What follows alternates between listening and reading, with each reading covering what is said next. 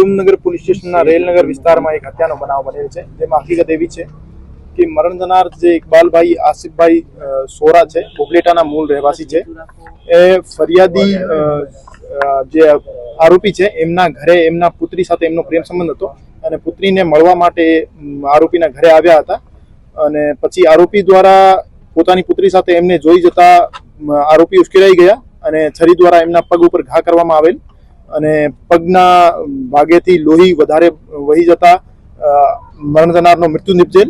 અત્યારે આરોપી જે છે રાજેન્દ્રભાઈ રાઠોડ એમને પોલીસ કસ્ટડીમાં લઈ લેવામાં આવ્યા છે અને પોલીસ દ્વારા ક્રાઇમ સીન ઉપર વિઝિટ કરી પુરાવા એકત્ર કરવાની તજવીજ ચાલુ છે અને આરોપીની વધુ પૂછપરછમાં જે પણ વસ્તુઓ સામે આવશે આના આધારે તપાસ આગળ વધારવામાં આવશે.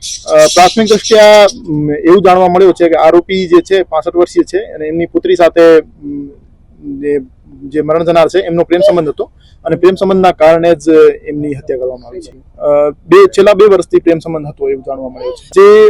જે મહિલા સાથે મરણ જનારનો પ્રેમ સંબંધ હતો એમના લગ્ન થયેલા હતા અને એ અહીં જ રહેતા હતા. ઘટના આજ બપોરે 4:30 વાગ્યાની આજુબાજુની છે અને ત્યારે જે મરણ જનાર છે, મરણ જનારની પ્રેમિકા અને એમની પુત્રી અને આરોપી 4 માણસો ઘરમાં હાજર હતા. સાંજ સમાચાર ફેસબુક પેજને લાઇક કરો, વિડીયો શેર કરો અને વધુ વિગતવાર સમાચાર માટે sanssamachar.net વિઝિટ કરો.